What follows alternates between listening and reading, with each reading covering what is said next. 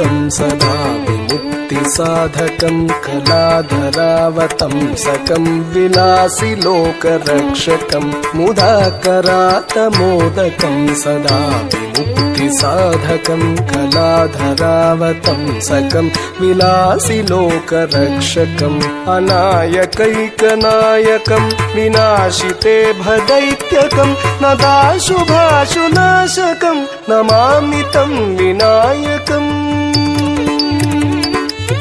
अनायकैकनायकं विनाशिते भदैत्यकं नताशुभाशुनाशकं नमामि तं विनायकम् नमामि तं विनायकम्।